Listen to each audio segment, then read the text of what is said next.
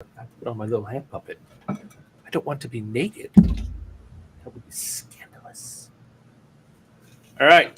So theoretically, this is the Sorry.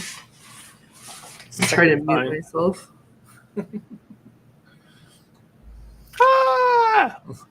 All right. Let's see. Let's take a look. Are we live? We appear to be live. Oh, yep. We are definitely live.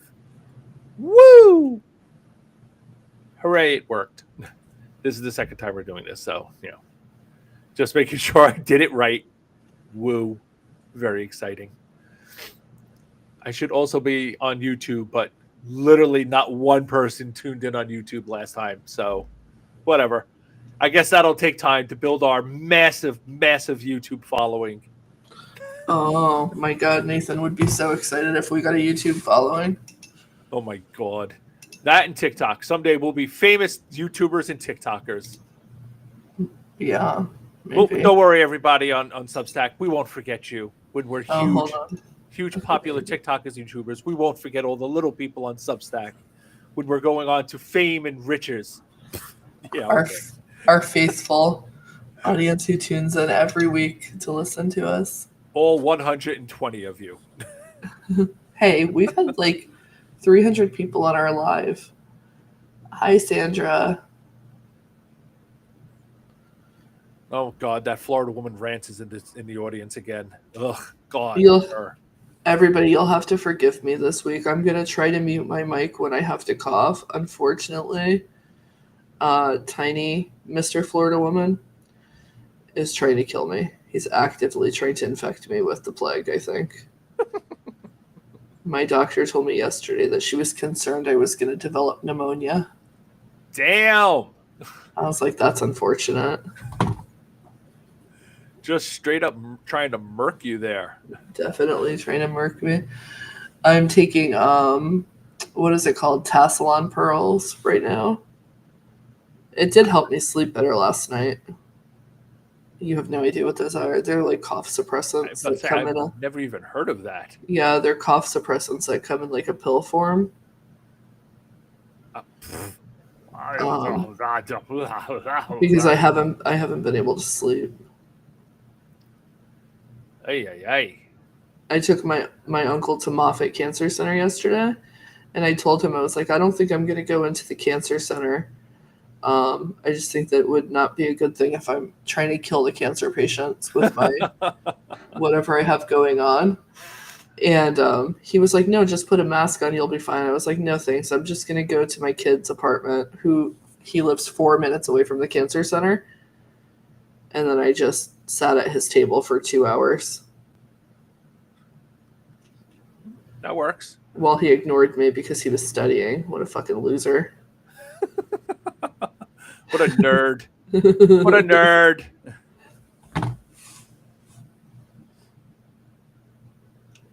Look at that. I can do like little cool Hi, everyone. down here. Look, welcome to my stream. Aren't I cool? Do you like our new stream? Thank you. I appreciate that. I feel like I've been sick for 6 weeks. I mean, that's about right. Yeah, it does. Last night I went to bed hella early. Hold on, I gotta plug in my headphones. They're beeping. I think I was in bed before 9 o'clock last night. So I was showing my age. Yeah, in your 40s. And I have 2 cold sores. 2. Because 1 wasn't enough. The Lord had to bless me with another one. So I'm walking around going, I have herpes. Cold sores. I don't think I've ever had one of those. Good. That means nobody's ever infected you. Exactly. I think my aunt, who, bless her heart, God rest her soul, Aunt Mary, I think that she gave them to me when I was little because she used to get them, and she's very, very loving. She's always kissing us. Hey, how's it going, Morgan X? She says OSHA root. Take OSHA root. It's nasty, but chew the hell out of it. Swallow just the juice. Ugh. I don't think I want to swallow anything that says root. A root juice.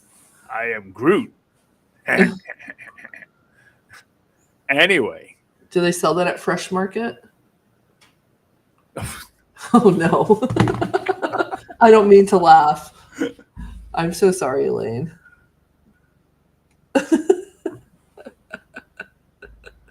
I wasn't expecting that. All right. Oh, wow. We're up to like 88 people already. Oh, you guys love us. You really love us. Now we got a proper audience now. All right. Then in that case, we can get started. Whoa. As soon as I pull my notes up. Where did I put my notes? Oh, there are my notes. Hooray. All right. Yeah, that's what I said. Little LT. I took what did I take? Ogre. Steroids. I was on steroids in September for my autoimmune disorder. And the doctor said that what happened is that the steroids suppressed my immune system and just opened me up to all of the other things. So when I got the second cold sore, I was like, that's a pretty good indication that my immune system is fighting for its fucking life over here. Oh, you know what? I forgot to hold on a second. La la la la la. Hold on. Before we do actually get started, because this is a nifty, wonderful, cool thing we can do now with our new on Restream here. As I forget to flap my hand. Hold on. Oops, that's not it. Dun dun dun dun dun dun dun. Sorry.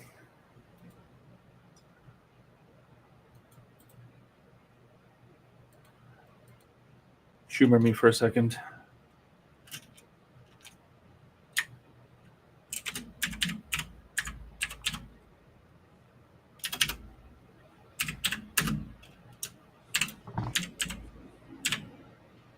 Oh my gosh. Really? A whole year? Yeah, that's what I was taking, prednisone. Oh, Morgan, you know that sleep is nearly impossible when you're a mom. I've been working, driving everyone, cleaning, and my dog, bless his little 9-year-old heart, keeps peeing on my floor for some reason, just randomly. So I have to keep mopping. And my house is all like tile. So it's not like I can just wash a little part of the carpet because, of course, once he pees, it gets tracked through.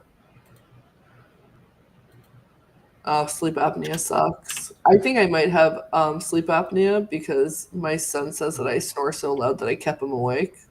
Oh. And I gained sleep a lot. apnea is not fun. Yeah, after I gave birth to him, I gained 90 pounds. So my not only is my immune system fighting for its life, but so is my airway. Yeah, if you have sleep apnea, you definitely want to go get your hands on a CPAP machine.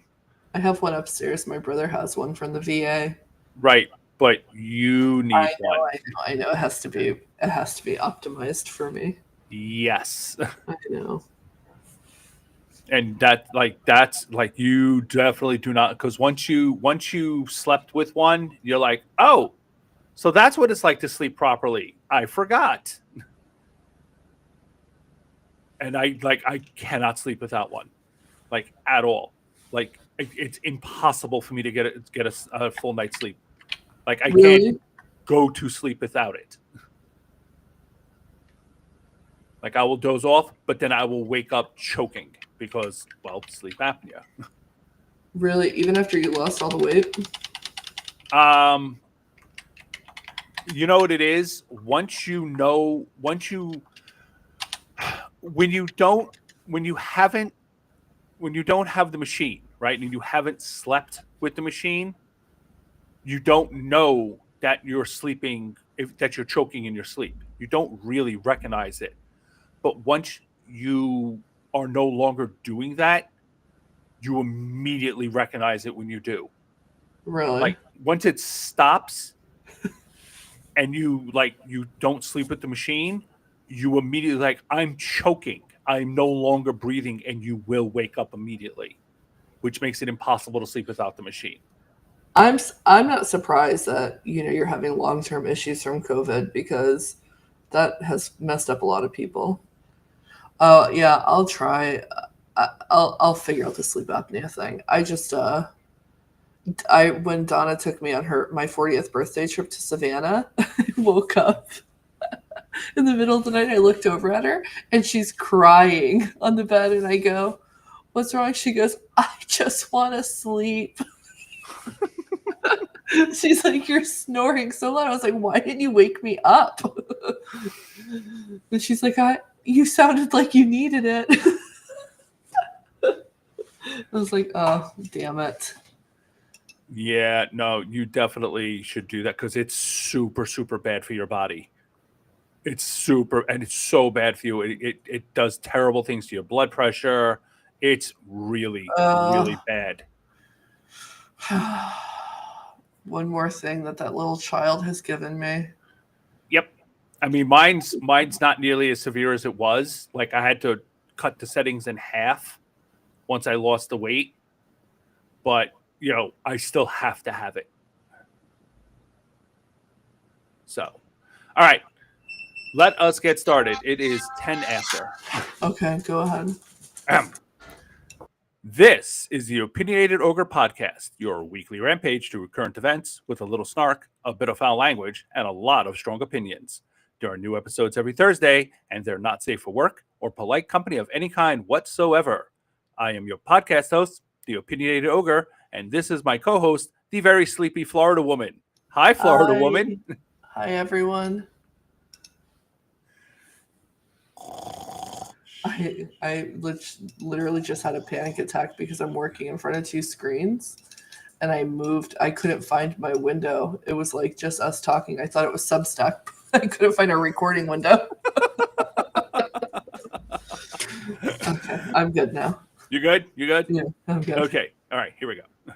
This is the recording for November 20th, 2025, and we have a lot to get to on episode 75. Wow, we're up to 75. I know, only 25 more episodes, and we're going to be 100 years old. Damn. 100 episodes old. Man, I mean, you're already middle-aged, but man, that's old for a podcast. So anyway, we have a lot to get to on the episode 75 of the Og Pod. Are we ready to do this? Yes. Yay! Then let's get to it. It's time for the Ogre Nation news update. Roar. Let me just say that I looked at our chat and one of our listeners said that I could have a coronary without treatments, and now I'm stressed. Yeah, I'm telling you, sleep apnea is not to be taken lightly at all. I'm going to go take another Lexapro. Let's get started. Okay, on to the main stories. So, Florida woman has sleep apnea. No, that's this week's main story.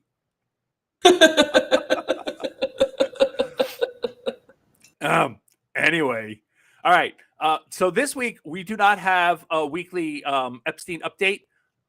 Not exactly, because this week it's basically our main story, or one of our main stories. To the shock of no one, the right is defending pedophiles. No. What? Who could have possibly have seen that coming? Definitely not us. Definitely not No us. way. No one on this podcast has ever said the right would openly embrace pedophilia or has been making that particular argument for literally years. No one. And if they had, they definitely would never, ever say, I told you so. Definitely not. we would not do this. Now, Trump is in absolute, complete, total free fall over all of this. I was going to write a whole bunch more notes about it, but I was exhausted, so I went and took a nap before. So I'm just going to wing it here. Trump has been freaking out. Obviously, he's been completely melting down for months. But since the shutdown ended and the emails were released by the Democrats, Trump has been spiraling out of control, like real bad.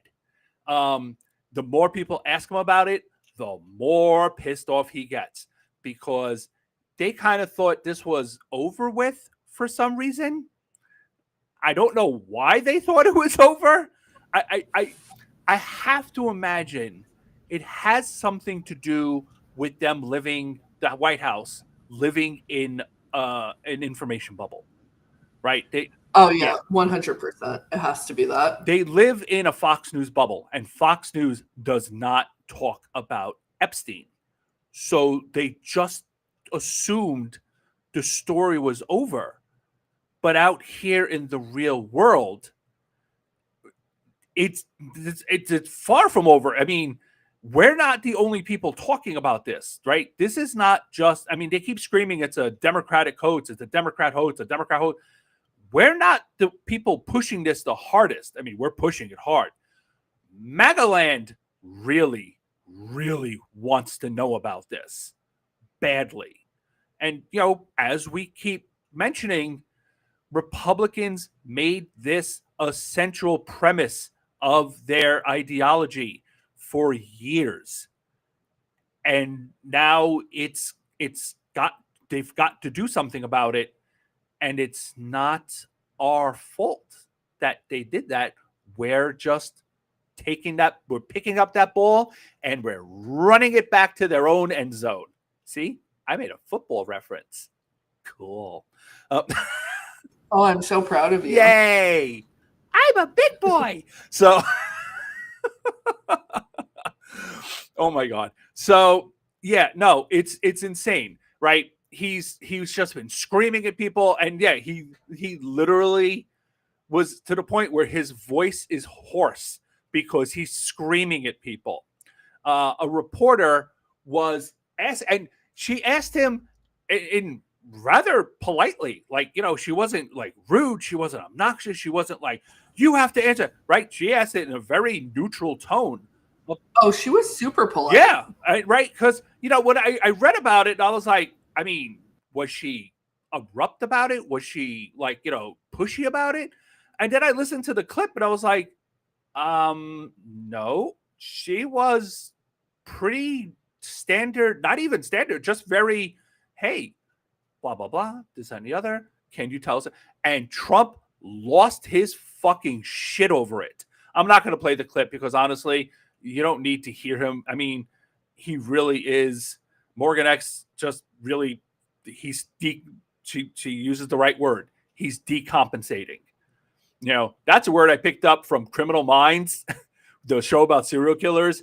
It's when they just start falling apart and they spiral out of control, the serial killers. And he just went on this rant about, you know, it's like, oh, you're from ABC and they're the worst and they're terrible and it's your attitude. And it's like, right. Also, it doesn't go unnoticed that was also when he totally was like, you know, that American journalist deserved to be murdered. Yeah, he's still struggling with that. And, you know, he's just snapping at her, and she just tried to follow up. He's like, you know, quiet, piggy. And it was like, piggy.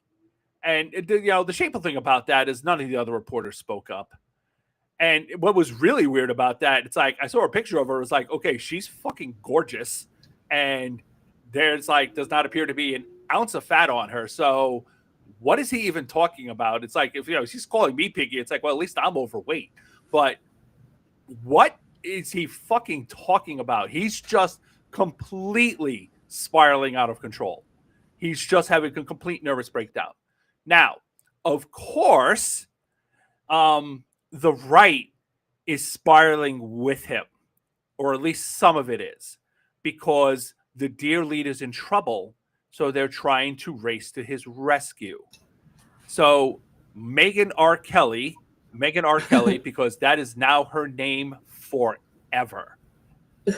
I saw that and it was just like, oh, that is perfect. So Megan R. Kelly, named for the now disgraced pedophile hip hop artist. Also, can I just say it's not just because R. Kelly was also, creepy and a pedophile, but it's because he was asked if he liked teenagers in a clip one time, and he's like, well, what is a teenager? Oh my God. Of course.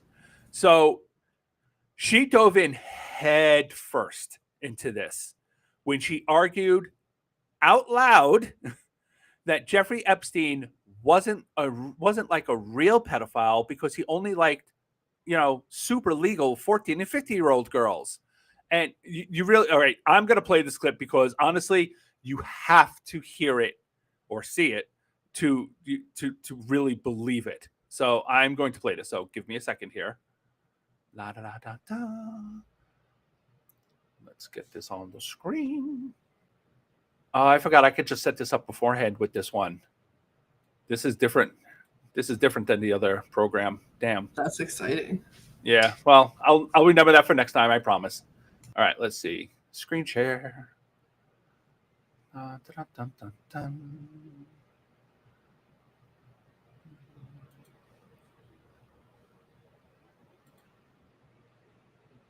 Audio share. All right. As for Epstein, I've said this before, but just as a reminder, I do know somebody very, very close to this case who is in a position to know. I'm sure she does. Everything. Not everything, but virtually everything. And this person has told me from the start, years and years ago, that Jeffrey Epstein, in this person's view, was not a pedophile. This is this person's view, who was there for a lot of this, but that he was into the barely legal type. Like he liked 15-year-old girls. And I realize this is disgusting. I'm definitely not trying to make an excuse for this. I'm just giving yes, you are.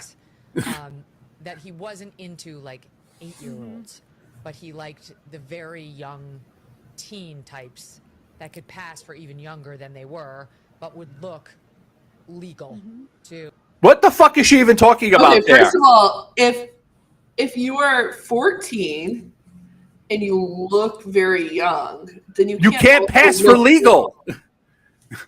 Yeah. Like what the fuck is she even saying there? That doesn't even make any sense. I'm not even gonna play the rest of it because fuck this bitch. I just also I live with a 14-year-old. There's nothing about her that looks older. Not for nothing, right? When Lila was 14, annoyingly, she looked like she was 18 because she just developed very, very early, which was super, super unfortunate. Hold on. Let me get this off the screen. Also, I can hear myself again. Yep. Hold on. Let me get it off. There we go. How's that? I cannot hear myself anymore. Good. Okay. Yeah. Lila developed very, very early, and she developed a lot. She looked 18 when she was 14. She just turned 18. She looks like a 21-year-old, which is really unfortunate, right? Because she got a lot of unwanted attention when she was in middle school and high school. And it was really super creepy.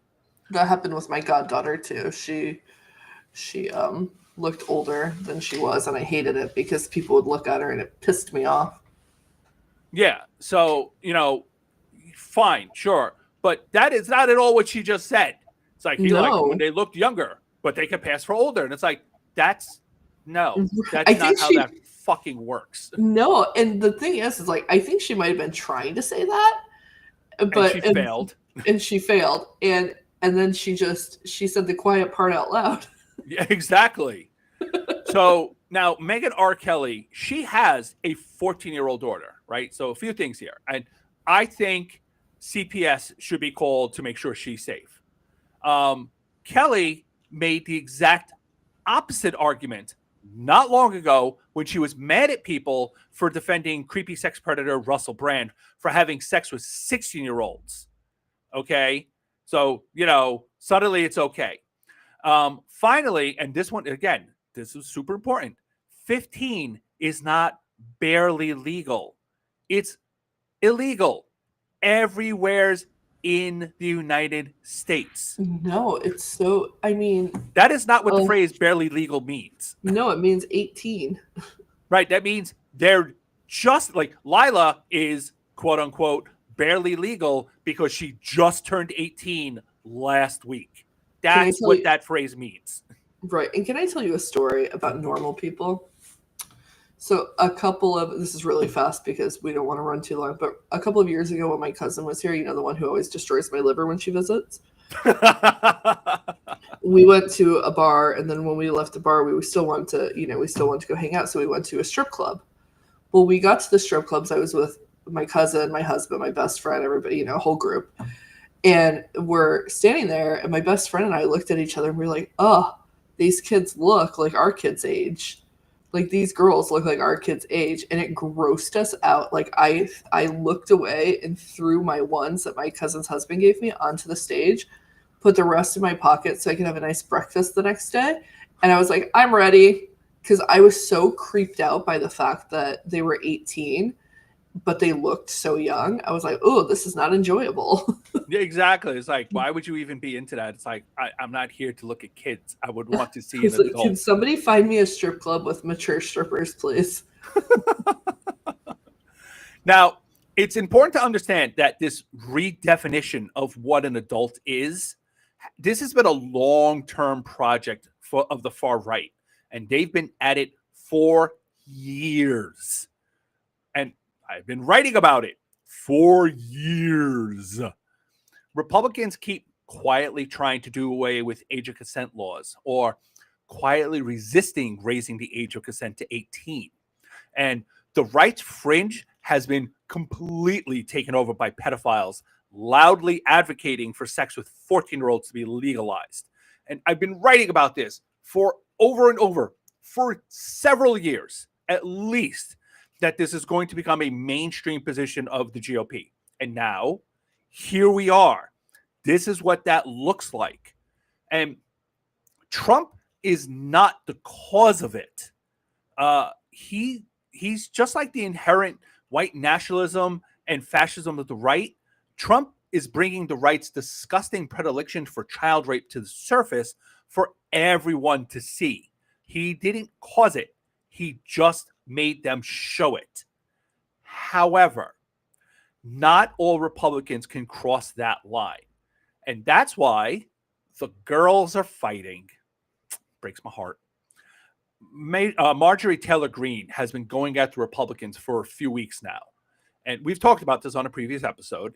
And at first, it looked like it might be a blip on the radar, right? Because there's no way Greene could stay sane for very long. But over the weekend, a fight just totally erupted between her and Donald Trump. He called her a traitor. He just completely lost it. Again, decompensating. Thank you for that, Morgan X. Trump has withdrawn his support for Greene, and Greene has been making the rounds, clutching her pearls about how much danger she's in now that Trump's base is targeting her with threats of violence. So there are a few things happening here. The legacy press is desperate to find a Republican, any Republican, to hold up as sane and not an absolute piece of shit. They will ignore Greene's long and very recent history of being a terrible person as long as they can pretend that she's a decent and reasonable Republican. And I find it fascinating that the press is working overtime to rehabilitate her image again. This is the second time they're doing this. It's almost like they're testing the waters for how well they can sanitize the GOP after Trump is gone. They were just victims, y'all. Everything was Trump's fault. Greene is just a decent and reasonable Republican trapped in a fascist regime, and that's gone now. Can't we just forgive her and move on for the good of the country? But she's not decent and she's not reasonable. None of them are. What she is a rat fleeing a sinking ship. She may have jumped too early, or she may just be the rat with the sharpest instinct for self-preservation. But Green knows that Trump is doomed, and he's going to drag every Republican in a 100-mile radius down with him.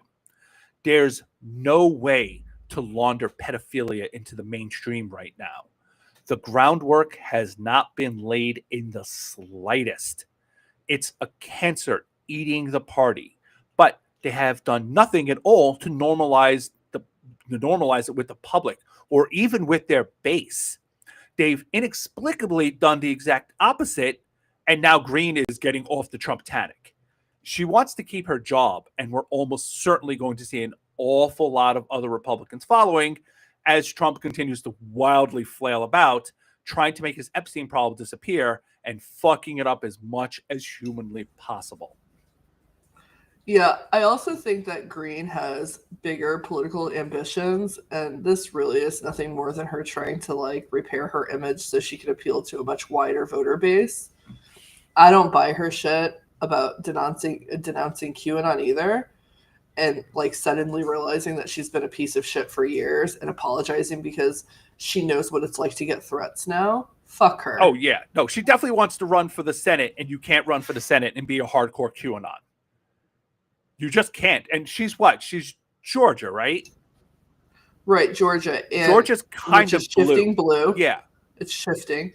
And also, I think that she would, to be honest with you, I think that she thinks that she could be the first female president. First female Neanderthal president.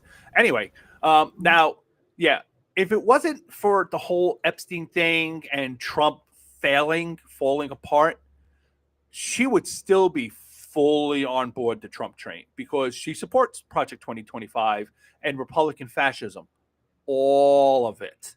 She's just smart enough not to tie herself to a toxic waste dump who's reached his expiration date. And seriously, when this is all over, there will be no whitewashing of the Republican Party. I'm happy to watch Green savage the regime, but she's one of them. And the enemy of my enemy is still my fucking enemy. One last bit of news, no big deal or anything, but on Tuesday, the House did in fact take the vote that Mike Johnson has delayed for 6 weeks on Trump's orders. There was reporting that over 100 Republicans were going to defect and vote against Trump, and now we know for a fact that reporting was accurate because at the last minute, Trump declared that all House Republicans should vote for it. And we think that part of this is so that he could pretend that it was all his idea all along and no one was actually defying him, even though he spent weeks publicly threatening Republicans to bury the files, including having Oval Office meetings or sit-room meetings with Boebert, that crazy one from Colorado. But the real reason was to camouflage how many people defected or how many Republicans defected. Was it 50? Was it 100? Was it 150? We can't tell, but that was the point all along. Senate Republicans followed suit and are planning to pass the bill with unanimous consent, so there won't even be a vote. That way, no one will have to defy Trump and won't have to demonstrate, and it won't be a demonstration of his weakness. But it's already out in the open. Trump lost control of his party, even if it's just for the moment. And that dispels the illusion of infallibility. All fascist dictators must have to maintain power. It's all... Sorry, hold on. It's also... it's impossible to overstate how bad this is for Trump. I think, however, we should prepare ourselves for the possibility that the files are going to be heavily redacted or altered and might not even contain anything about him. And the reason I think that's a possibility is because I don't for one single second think the now deeply corrupt GOP or DOJ, oh, I guess it's one and the same, to be honest, who won't fuck with those files to make them less incriminating for Trump.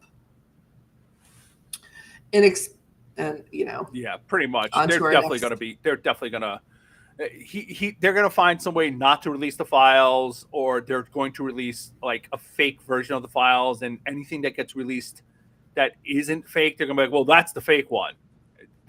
He just can't afford to have pictures and videos of him raping little girls out there. He just can't. He'll just call it AI generated, and it was created by Hillary Clinton made it or Barack Obama did it, and it's like they weren't even president at the time this was happening. They weren't even in office when this was all happening. What are you fucking talking about?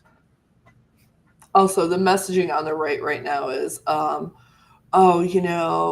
Democrats are just trying to hide this or save face because Bill Clinton's in it. Bitch. Yeah. We do not care. Yeah, it's this weird thing. Like the Reid Hoffman. Like he mentioned Reid Hoffman more than once, and it's like, who the fuck is Reid Hoffman?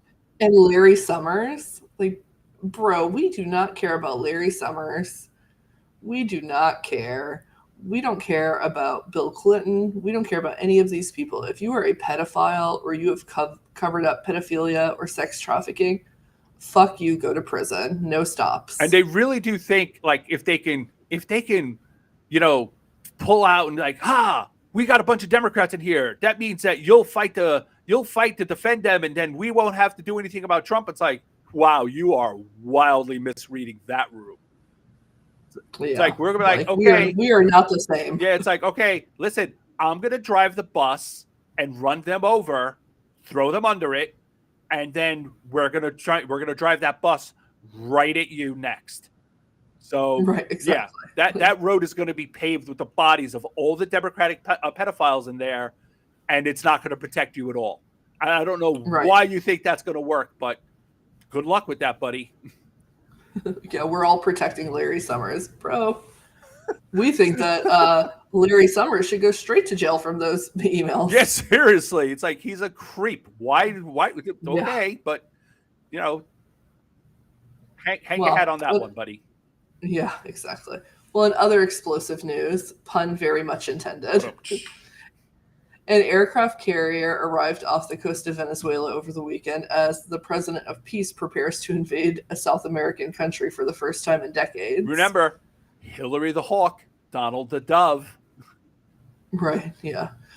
As you all know by now, Trump has ordered military strikes on vessels off of the coast of Venezuela in international waters. They've blown up at least 20 boats and killed 80 people that we know of. The president of peace has said that he won't ask Congress for a declaration of war because he thinks he can just kill citizens of other countries without ever providing a scrap of evidence to support his claims that they are all drug smugglers. Reports have actually indicated that the majority of the deceased victims are probably just fishermen or refugees fleeing Venezuela. The extrajudicial murders haven't satisfied the bloodthirsty members of the regime, so now Trump is talking about invading Venezuela. He's taken a page out of Putin's book and has started increasing the U.S. military's presence off the coast of the South American country. Over the weekend, the USS Gerald R. Ford arrived in the Caribbean. The USS Ford is the most advanced aircraft carrier that the U.S. has. Now it's just chilling off the coast of a country that we're not at war with. You think we'd have something? You think we'd have something better to do with it? Right. And there are also about 12,000 Marines and sailors on nearly a dozen other ships in the area. That's a huge show of force. For a country that we're not going to physically invade. We're not going to put boots on the ground in Venezuela. Yeah, so Don the Dove is trying to marry the failed war on drugs and the failed war on terror. He hasn't ruled out sending troops into the country, but we don't think that's going to happen. And he's also not signaled that he has any intention to stop murdering people without due process. Essentially, his foreign policy is the same as his domestic policy. And it doesn't go unnoticed that Venezuela is rich in natural resources. There's no doubt in my mind that this is less about fentanyl, which, by the way, doesn't even come from Venezuela in the first place. It's the ingredients are shipped to Mexico, and that's where it's created and smuggled into the U.S. And oftentimes it comes through ports of entry. But it's more about pillaging another country. So, anyways, we'll keep watching this for updates, and let's all cross our fingers and hope the president of peace doesn't start another endless war with one of our neighbors. And the press would love nothing more than a war, because then they wouldn't have to talk about the pedophile, because there'll be pretty explosions on TV. Right, exactly. All right, moving on. The shutdown is over, but Trump still wants the poor to suffer. Agriculture Secretary Brooke Rollins announced all SNAP recipients will have to reapply for benefits soon. Why? Because of the imaginary reason of combating fraud. People who receive SNAP already have to recertify their information, sometimes as frequently as every 6 months. So the only reason to do this is to add more red tape and see how many people they can kick off in the process. Remember, Project 2025's goal for SNAP is no more SNAP. Republicans, the compassionate conservative Christians who love children and the poor and the disabled, have been throwing a temper tantrum over how much SNAP costs and are demanding we spend less. So don't forget, 40% of the people on SNAP are children. Most of the rest of that is senior citizens, the sick, disabled, and caretakers for most of the people I just listed. Also, there's a lot of military families on there because we literally do not pay the men and women we send out to die for us enough to feed their families. Well, how could we possibly send them enough or pay them enough to feed their families when we're paying like $30,000 for a screw to, Northrop Grumman, or we are paying military contractors like, what is that group? BlackRock? No. The military. Oh, God damn it. The mercenary group. Yeah, the mercenary group. And we're paying those guys hundreds of thousands of dollars. And let me tell you, when my brother left the military, he was offered I think $200,000 for 6 months of work in Afghanistan. And he was like, nah, I'm never going back there. So we can't afford to feed their families. We're too busy paying the military industrial complex. Yeah, we have to make Eric Prince a billionaire. All right. Yeah, that's the name I was looking for. He's the one who runs that group. Yeah, I forget what he calls it. Like, I know he was calling it G for a while, and I don't know what he changed it to. He keeps changing it so they can't track him down and sue him for all the murders they commit. But so Republicans are super mad that we have to feed anyone at all. So there it is, Blackwater, little LT, Blackwater. Thank you. Yeah, that's at Blackwater, yes. Republicans are mad that we have to feed anyone at all. So they're gutting the program, and millions of people are going to be losing access next year anyway. And that's because Republicans are the party of inhuman sadists who worship death and suffering. Everything they do proves it. Ugh. Love them. Just the nicest. All right. So on to our favorite topic of every week. You scream, I scream. We all scream because of fucking ice. So is Kristi Noem like a big old horseback riding, dog shooting thief? It looks that way. I was recently watching TV and suddenly a really stupid ad came on featuring Ice Barbie. She was sitting on a horse and saying some nonsense that I managed to tune out. It was like my brain instantly shut down, kind of like that one Republican who said that our body just shuts down the rape so we can't get pregnant. They have a way of shutting that whole thing down.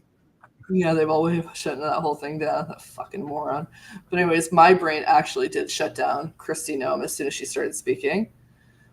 I'd also seen another one with her where she was telling immigrants to self-deport, and I thought to myself, wow, I wonder how much this propaganda is costing us.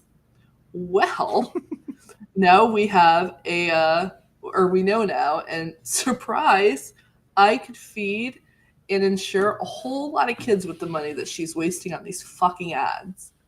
So ProPublica published a report this week revealing the ad campaign is setting the American taxpayers back a cool $220 million. The Department of Homeland Security went as far as invoking a national emergency at the border to give the contracts to private companies. That allowed her to bypass the normal bidding process. Shocking. Yeah, right. Now, you're probably thinking, well, that sounds suspicious. What? No, nothing this regime does sounds suspicious. Everything they do is above board. Well, if you were one of the minority, you were in the minority who thought, something ain't right, you would be correct. This is from the ProPublica report. Quote, the Department of Homeland Security has kept at least one beneficiary of the 9-figure ad deal a secret. Records and interviews show a Republican consulting firm with long-standing personal and business ties to Noam and her senior aides at DHS. The company running the Mount Rushmore shoot, that's the one where she was like on the horse, is called the Strategy Group, does not appear on public documents about the contract. The main recipient listed on the contracts is a mysterious Delaware company, which was created days before the deal was finalized. I mean, they're not even subtle about it. Yeah, you got to move your little thingy off of my notes. I can't see what I wrote. Move. Yes, thank you. Down.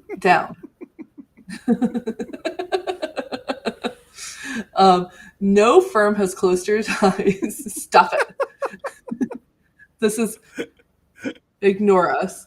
This continues from the report. No firm has closer ties to Noam's political operation than the Strategy Group. It played a central role in her it played a.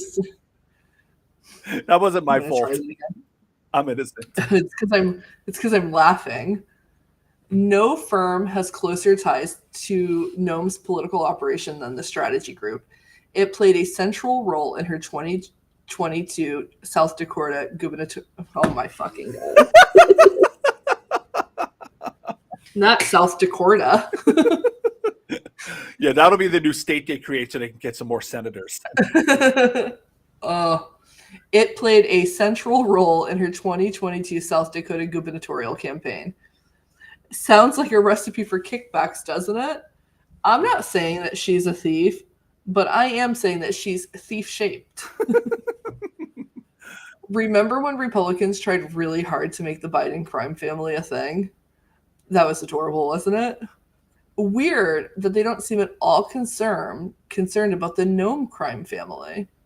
I wonder why. I mean, it's all grifting all the way down. Just grift. All right. U.S. Magistrate Judge Laura McNally and several attorneys inspected the Broadview ICE facilities in Illinois last week, and apparently the conditions were just as deplorable as people claimed. Detainees have testified they were held in the facility without adequate food and water or access to phone calls and attorney visits. They said that they were forced to sleep on concrete floors without blankets, showers, and next to overflowing toilets. DHS has denied this, denied it has subprime conditions, but the government is currently being sued over it, and that lawsuit is what brought the judges and lawyers to the facility. Broadview is actually supposed to be a processing facility. That means immigrants are not legally supposed to be held there for long stretches of time. But the regime gives zero fucks about the law, so it's been used as a detention center. After McNally's trek to the facility, she issued an order demanding DHS provide clean mats and bedding to people held overnight. She said they must have sufficient room to sleep and that each room must be cleaned twice a day. Detainees must be given soap, toilet paper, toothbrushes, toothpaste, towels, and feminine hygiene products like pads. She even ordered the government to put clocks with the time and date in each room. The conditions of the facility were so bad, the judge also decided that she has to order the government to give detainees 3 full meals each day and water with every meal. She told the regime they must provide detainees with water upon request, let them shower every other day, give those with chronic conditions their medications, lists of attorneys in English and Spanish, telephone privileges, list their names on the locator system online, and finally, she said DHS is not allowed to lie about the content of the documents they're presented to sign. That last bit is because ICE was trying to get people to self-deport by signing paperwork and lying about what was in it. Now, allow me to remind you, our beloved audience, that during Trump 1.0, the regime went in front of a judge and argued that it was not required to provide children with soap and toothbrushes and other personal hygiene products. These are soulless monsters who should be dragged out to a tree and hanged for crimes against humanity. Hashtag Nuremberg them all. Crazy. It's crazy that they had to be told that clean water would be given to the inmate. Yeah. Fucking assholes. And 3 meals. Like you have to actually feed the people that you're keeping locked up. And they were like, and they're going to argue this. I swear to God, they're going to try to get in front of the Supreme Court and say, tell them we don't actually have to feed the people we have in jail. That's what they're going to do. I guarantee they're going to try to get the Supreme Court. I hate them so much. Seriously. Finally, we have to touch on ICE and Border Patrol's actions in Charlotte, North Carolina. The city has a massive Latino population, so of course the brown shirts are targeting it. In one instance, they stopped 46-year-old Willie Aceituno.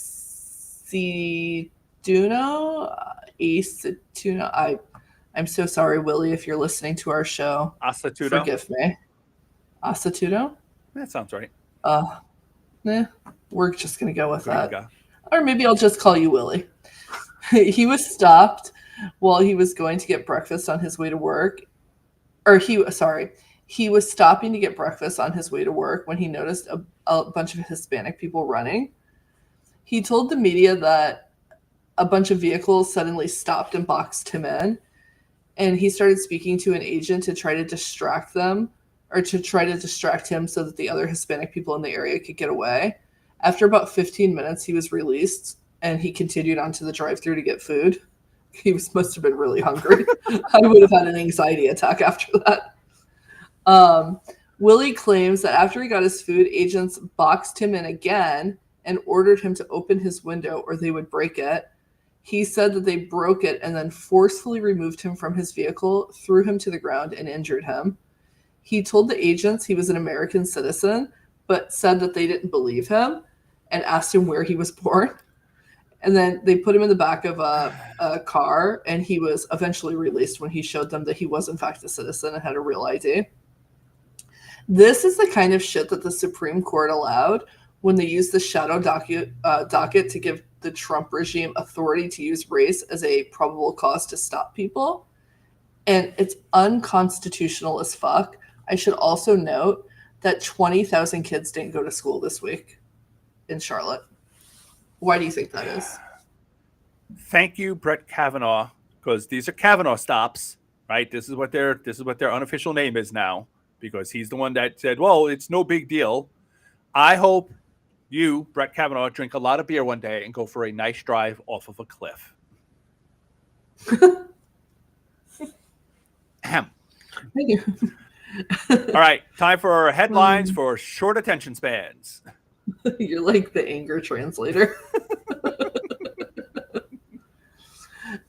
So our first headline of the day is a 20-year-old woman was arrested in South Carolina and charged with attempted murder after she tried to medically abort her pregnancy at 27 weeks. The baby survived and is now in critical condition in the hospital. Why did this happen? Did the woman suddenly decide over 6 months into her pregnancy that she didn't want a baby anymore?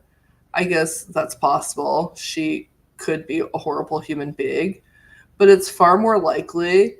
But a far more likely explanation is that, like every Republican-controlled state, South Carolina has made abortion all but impossible to get.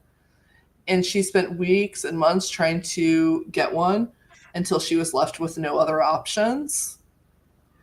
Because, I mean, how many people have you seen that just decide to abort a baby with medication at 6 months old? Yeah, Republicans say that happens all the time, but it really, really doesn't.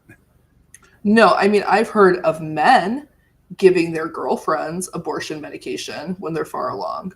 But I don't think I've ever heard of a situation where a woman tries to abort her babies this far along, third trimester. Yeah, third trimester abortions, are they're real rare. ones. Yes, very rare. And so rare that only a few doctors around the country do them.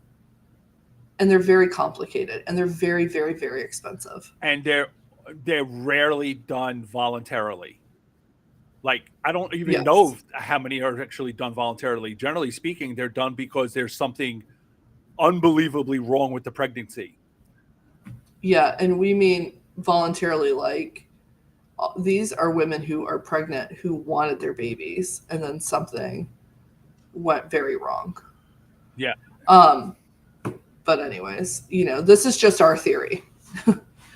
We don't know really why she did it, but it's misogyny shaped. So this is what activists have been warning about from the beginning. Banning abortion doesn't end abortion. It only ends safe abortion. Republicans are trying to make the drugs that this woman used illegal as well. And they will surely use this case to justify it. But that won't stop the next desperate 20-year-old. We've seen what happens when the only choice is back alley abortions and coat hangers. Women die. It's important to understand this is what Republicans ultimately wanted anyways. Dead women. Will that save babies? No. But it will kill women. And that was always the fucking point.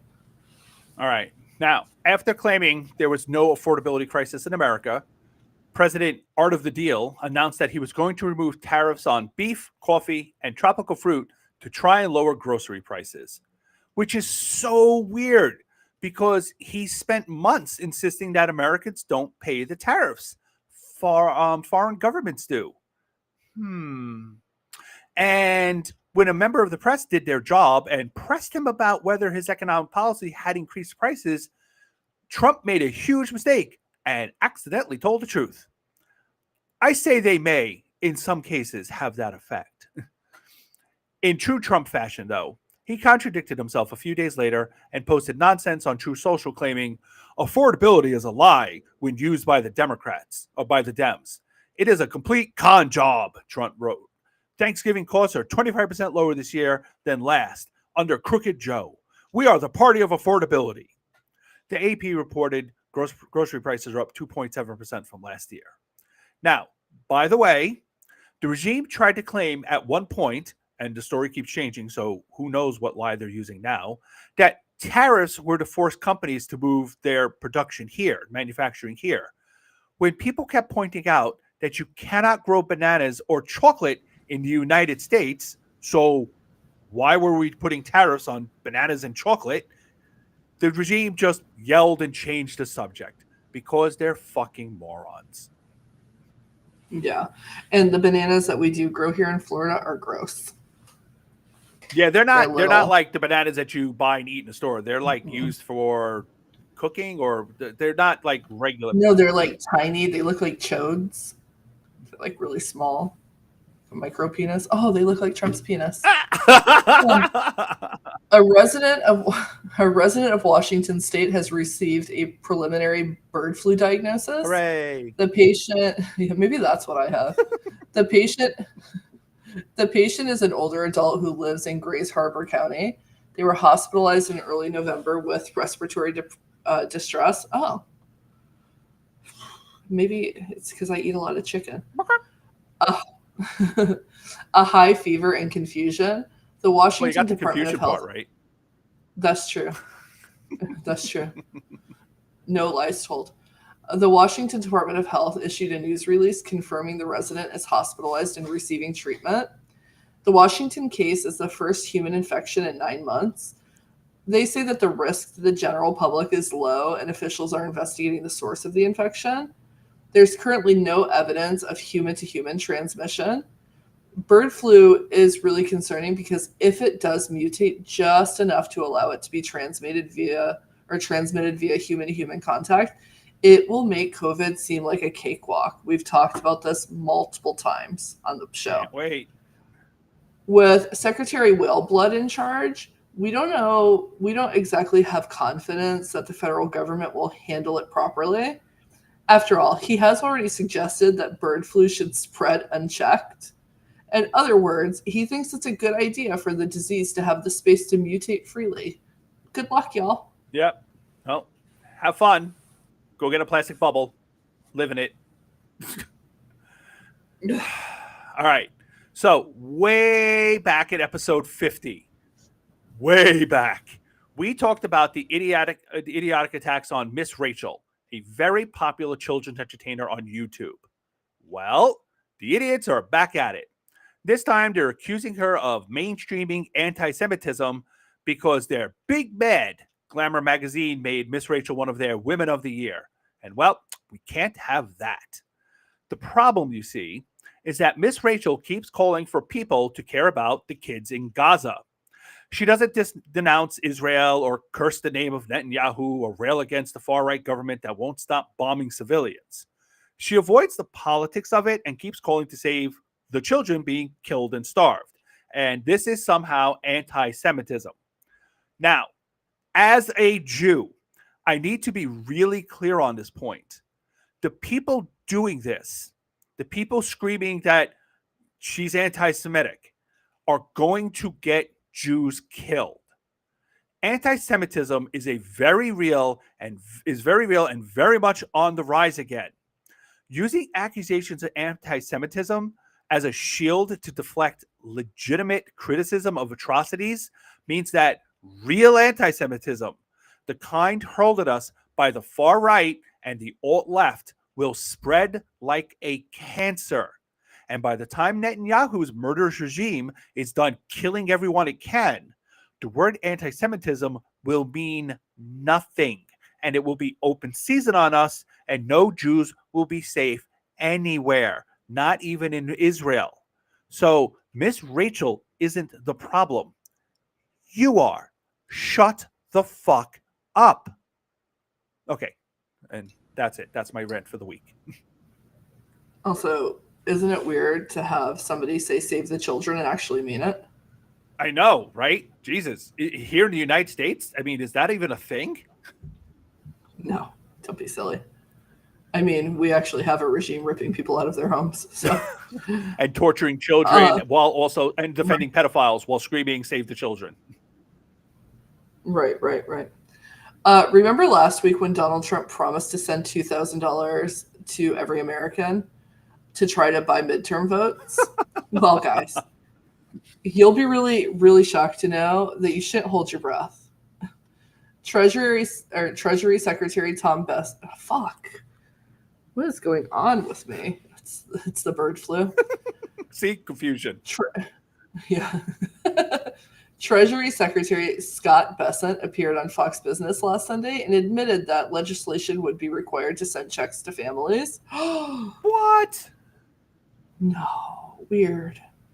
He admitted that only Congress holds the power of the purse. So he should probably tell Trump. I don't think he knows. Maybe Scotty was reading his pocket constitution while he gave Trump a hand job under the table at the last cabinet meeting. We're not really sure. Don't worry, though. Bessent promised that you will totally see all of those savings and tax credits and no tax on tips. Suckers. But Florida woman, I voted for Trump because he said he was going to send me a stimulus check. I want my stimmy check. Joke's on you, loser. Boo. Boo. I feel I've been robbed. I've been cheated. All right. 3 weeks ago, Tucker Carlson had a chummy little interview with neo-Nazi Nick Fuentes. You know, a real anti-Semite. Yes. Now, if you're not familiar with Nick Fuentes, you should be. He's a leading voice on the far right, and he's been quietly gaining influence for years by being an unapologetic piece of shit. He calls himself a Nazi, something, curiously, not reflected in the reporting about him by the legacy press. Weird. Anyway, after Tucker Carlson gave him a hand job, a lot of hand jobs going around, while Fuentes raged against the evils of Jews, people on the right said, whoa, that guy's openly anti-Semitic, and we love the Jews. But then Kevin Roberts, the head of the supposedly intellectual Heritage Foundation think tank, said Tucker was the man for exercising his free speech and we should support him, blah, blah, blah, blah, blah. And he got flamed to a crisp by a bunch of people within his own organization. And they said, fuck this. And they quit. So Roberts walked it back and blamed a staffer for giving him a script to read. Why, he didn't even know who Nick Fuentes was, y'all. Which is weird, since a think tank who doesn't know the major players wouldn't appear to be much of a think tank. But now Donald Trump has weighed in and he's siding with Tucker Carlson and Nick Fuentes. Quote, if he wants to interview Nick Fuentes, I don't know much about him, but if he wants to do it, get the word out. People have to decide. But Trump knows exactly who Fuentes is, unless his syphilis-ridden brain malfunction again. Trump had dinner with Fuentes and Kanye West in 2022, and he walked it back when he was spit roasted for hanging out with a fucking Nazi. And if Trump didn't remember, one of his staff absolutely reminded him before he made a statement. And I wrote about this on Tuesday, but the Republican Party is going to go full Nazi. Not right now and not all at once, but that is the natural endpoint for a party whose entire ideology is hate and violence and rage and cruelty. Nazism is the final form for everything Republicans stand for, and they have no desire to turn away from the path they're on. And you know what? I'm okay with that because America is very, very good at killing racist Nazi trash, and I think we're up to the task of doing it again.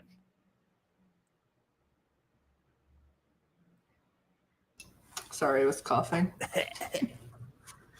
Speaking of racists, this is an update about a story that we covered last week. Kurt Anderson of Indiana was arrested and charged with voluntary manslaughter for killing.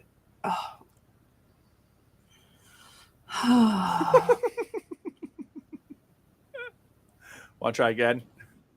Yep. I was trying to center myself, so that I didn't lose my shit. Speaking of racists, there's an update about a story that we covered last week. Kurt Anderson of Indiana was arrested and charged with voluntary manslaughter for the killing of Maria Florinda Rios Perez de Velasquez. Anderson shot Maria in the head when she accidentally went to his house, thinking that it was one that she was supposed to be cleaning.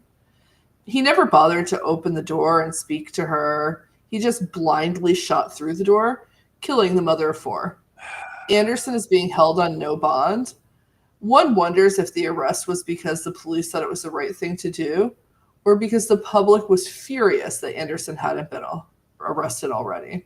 We'll never know, I guess. Christ. All right. Recently, Donald Trump had Laura Ingraham in the Oval Office to brag about how awesome it looks.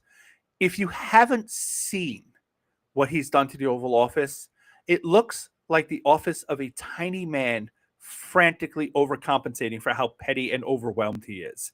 It's the room equivalent of small dick energy.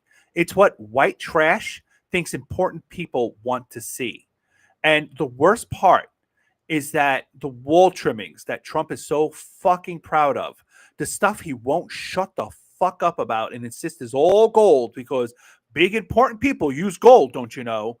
It's all literally from Home Depot and spray painted gold. I know, isn't that funny? Oh my God. A guy on TikTok or YouTube, I'll put the link in the show notes. He literally just highlighted the stuff on the wall and then showed the Home Depot piece that it was. And they're identical, except spray painted gold.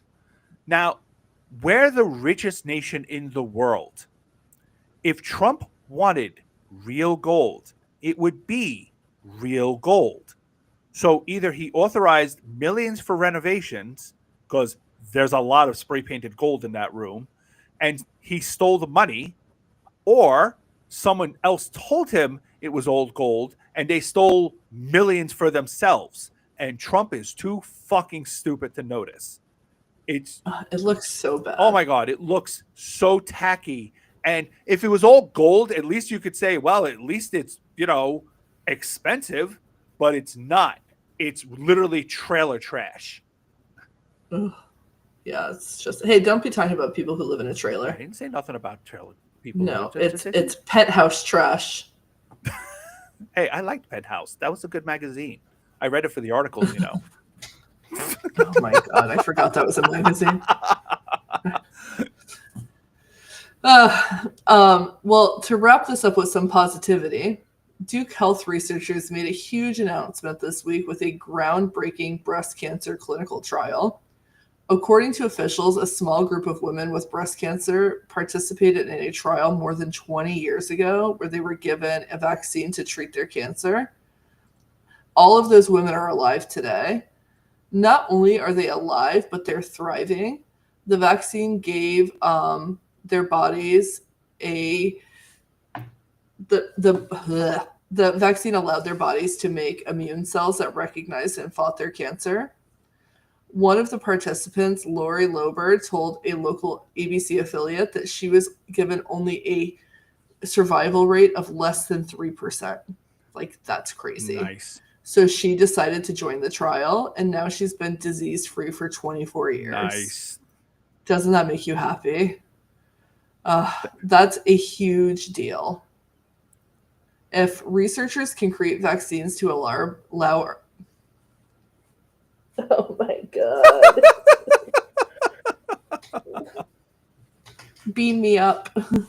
If researchers can create vaccines to allow our bodies to fight back against cancers, we could save millions of lives. And as somebody who's lost people from cancer, I really, really, really, really, really hope the immunotherapy stuff that they're doing is successful.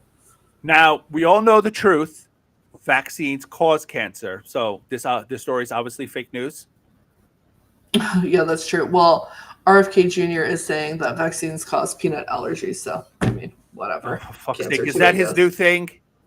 Yeah, I saw it on Wonket, actually. It was in my email this morning. I didn't read it. Jesus Christ. All right. One last thing.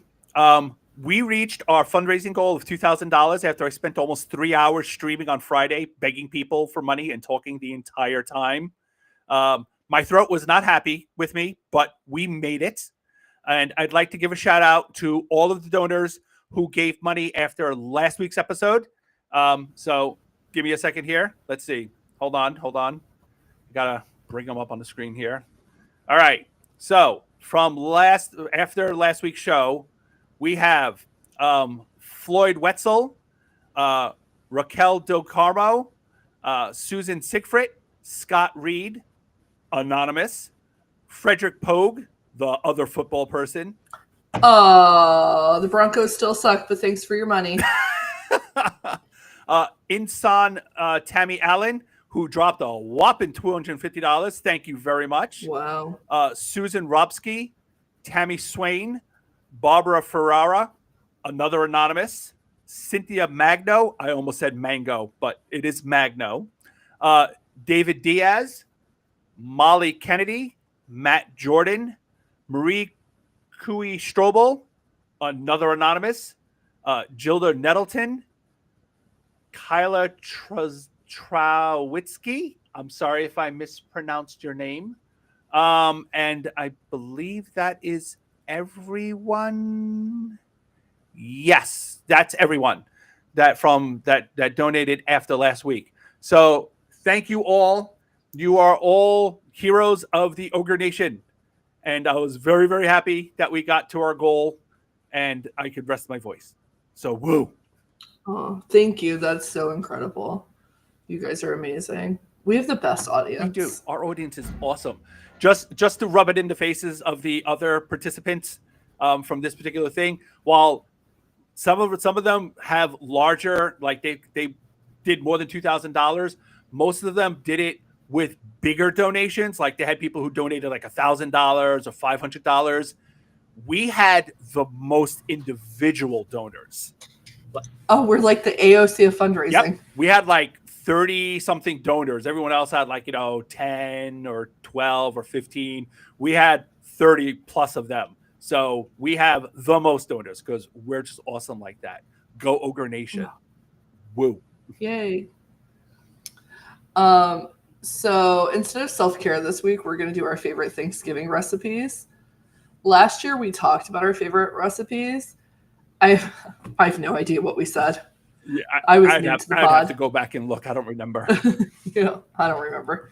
So this year, I thought it would be really cool if we told y'all one of them and then drop the actual recipes in our show notes.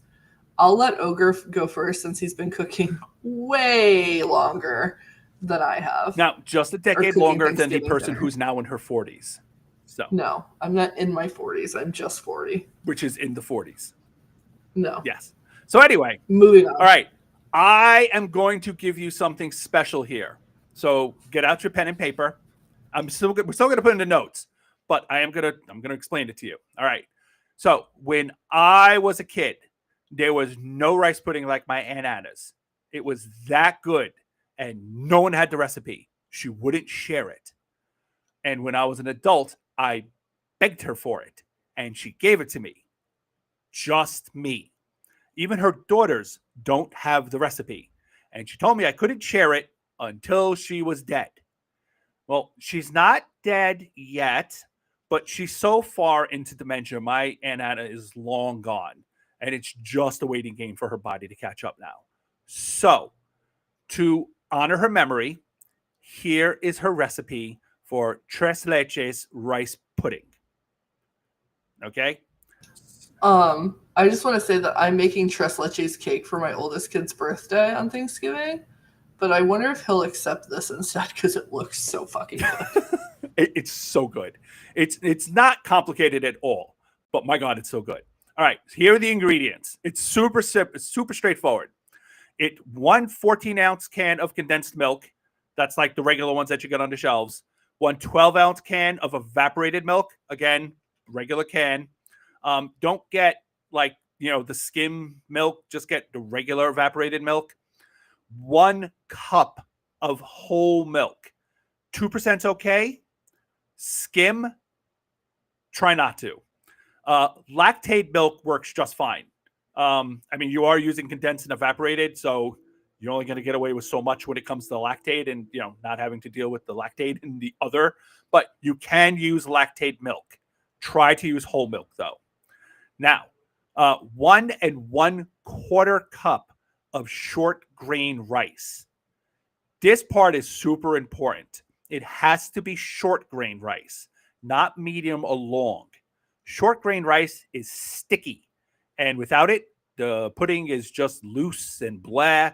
And I use sushi rice, but if you have a short grain that you prefer, go for it. You absolutely do not need to add sugar to this unless you have a monster sweet tooth or a diabetic death wish. Optional extras. You can add like a cup of raisins, more or less, depending on how much you like it in the pudding.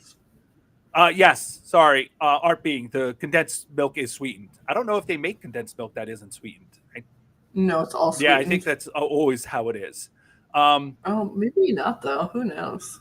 You can add a cup of coconut flakes or half a cup of cream of coconut, not coconut milk, cream of coconut. There's a difference. The cream of coconut is much sweeter. You could do both if you really want to get that coconut flavor in there. You can also add 3 cinnamon sticks and or cinnamon powder. And I will explain what to do with all of this stuff in a minute. Now, set up the rice to cook as normal. Like, just cook your rice as normal. When it's almost done, add the 3 milks to a medium pot and heat it to just under a boil. Milk burns really easily, so be careful. Stir it frequently.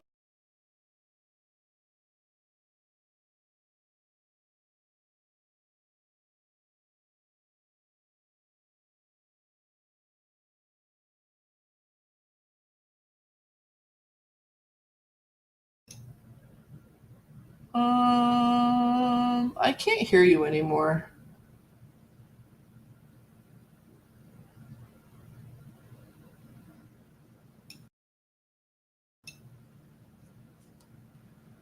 Oh no. Hold on.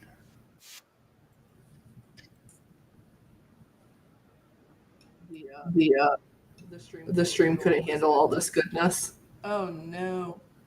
Hold on. Okay, I think I'm back. I'm back. The stream couldn't handle all this goodness. All right. Well, I hear you. I hear you now. Oh, okay, good. But now there's like, I'm echoing. There's a lot of screens. Yeah, I have no idea what's going on there. Oh, what is going on there? What is happening? Oh, look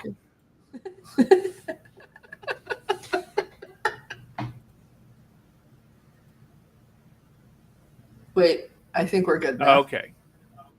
That was weird. Can everybody hear us?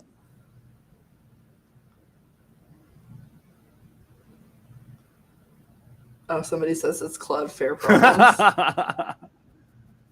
All right. Are we good? Yeah, we're good. Okay. All right. I would just start from the beginning because I like the setup rice to cook as normal because I didn't hear any of that. Okay, so we were set up the rice to cook as normal. When it's almost done, add the 3 milks to a medium pot and heat it to just under boil. Like use a medium to low flame. Don't get too crazy. Milk burns easily, so be careful and stir it frequently. If you want a cinnamon flavor, add the sticks to the milk and let it cook in the milk the entire time.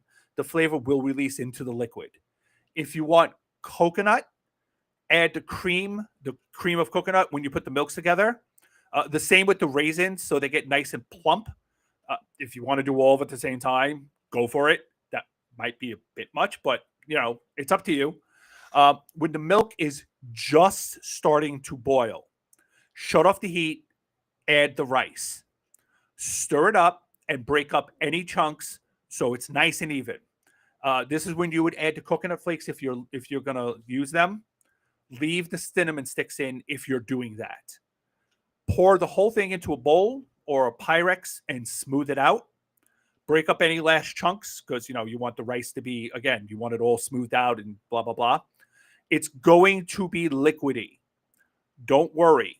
The rice will absorb some of the liquid and you will be left with a nice creamy pudding when it cools and sets. That takes about 4 to 5 hours. Dust the top with cinnamon powder if you're doing cinnamon, and you can tinker with the amount of rice. If you prefer your pudding to be soupier, go with a cup of rice. If you like it a bit drier, go with 1 1/3 cups of rice. So play around with it and find your sweet spot.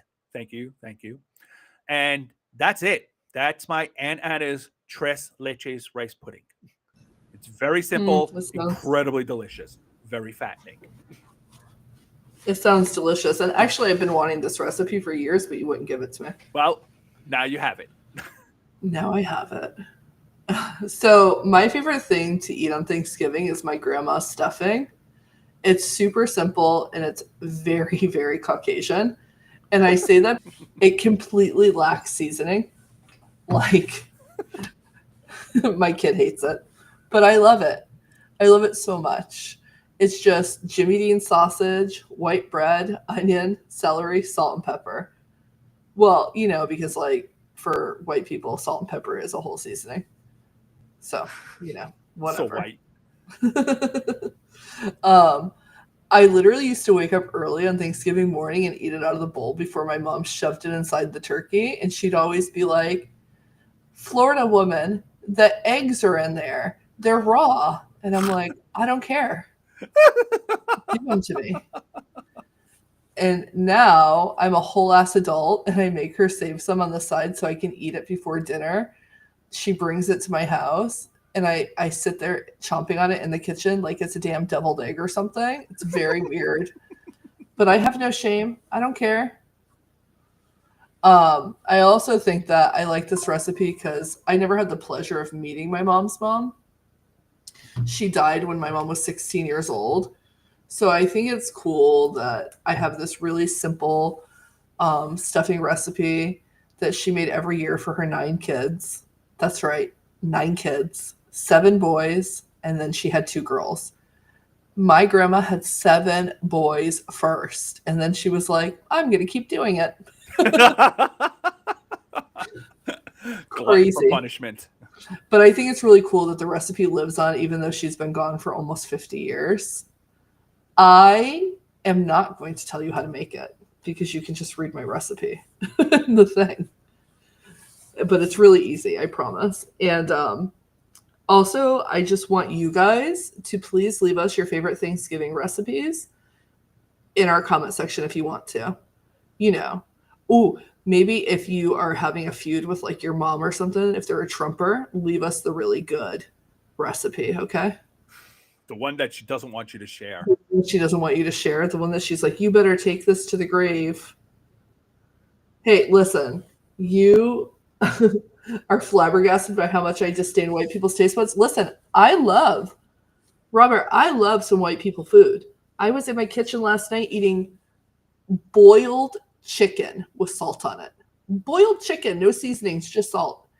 My son, I know, my oldest son tells people my mom eats boiled chicken. It's the whitest thing that she does.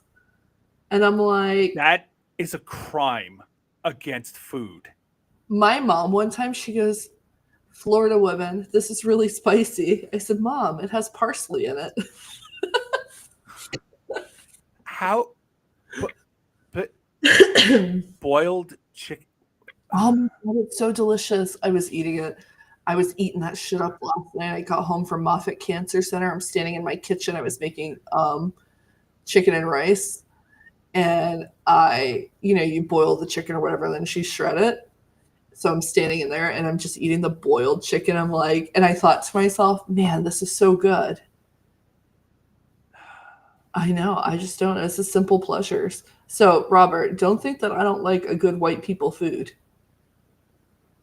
Oh boy. I know that you're joking, but no, but my husband, I never even had a mango until I met my husband, or an avocado. He was like, do you want avocados on this? I'm like, what's that? So, what do you mean your vegetables don't come in a can?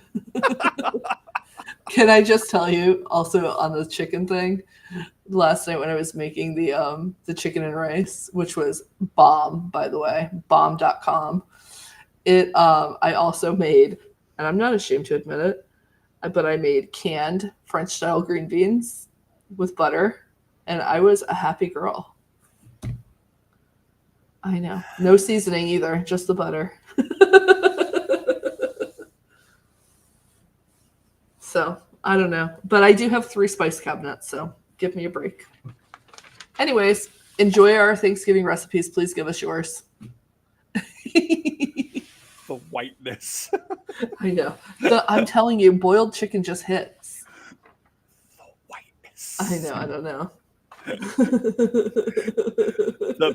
The ogre, the Opinion Ogre podcast is experiencing a whiteout.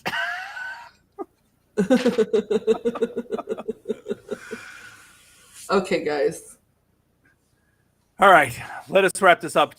We will put these. We'll put her notes. We'll put her notes. I ran through the whole thing, my recipe, but we'll put yours in the show notes. All right, that is it for today's show. The Opinion Ogre podcast, like the newsletter, is free and 100% supported by you, our amazing audience. We have no advertisers or sponsors, so please consider becoming a paid subscriber for only $5 a month or just $50 a year. If you prefer a one-time donation, we now have a PayPal button for your convenience. You can help the podcast grow by giving us a 5-star rating on Apple Podcasts, Patreon, or wherever you're listening, and spreading the word far and wide by sharing the Oddpod on whatever social media platform you are using. You can find me at The Opinionated Ogre on Substack, Blue Sky, Twitter, Facebook, and also on TikTok. Florida Woman, where can our beloved audience find you? You can find me at Florida Woman Rants on Substack, and if you ask me really nicely, I'll give you more recipe ideas for boiled chicken. Yes, heat up the water, throw the chicken in, and ruin it, and then eat it. Well, sometimes you can add chicken broth seasoning. Ooh. If you want to spice things up. There are 347 days until the most important midterm elections in American history. And that time will fly by faster than you can possibly imagine. The regime is growing more desperate by the day as the economy collapses, the Epstein scandal gets worse, and the public's outrage becomes impossible to ignore. Remember, you are not alone. There are millions of us. Stay strong. We beat the fascists once, and we will fucking do it again. Adios. Adios. Bye. All right. We will not see you next week. Not live anyway, but there will be an episode because we recorded one for you on Monday. So there will be a brand new episode for you guys to listen to next week. 5 things that we are both grateful for. So, yay, you have something to listen to. While everyone else is taking a week off, we have an episode for you because we're awesome. Yay. Yes, we recorded it on Monday when I was peak sick. So and we still somehow you're muddled through it. welcome. Actually, you had less trouble Monday than you did today. I know, isn't that crazy? I guess recovery is just Maybe more probably of an because I issue. was still raging about my car lighting on fire. All right. We will see you guys in 2 weeks. Bye. Oh, hey, before we go, can you just call me, please? Yep, you got it. Why? Bye. Did your car blow up again? No, but that bitch, I'm going to write a whole fucking article about how much that car sucks. Don't, right. No, seriously, I'm just kidding. I love you, car. I hope she didn't hear me. Goodbye. All right.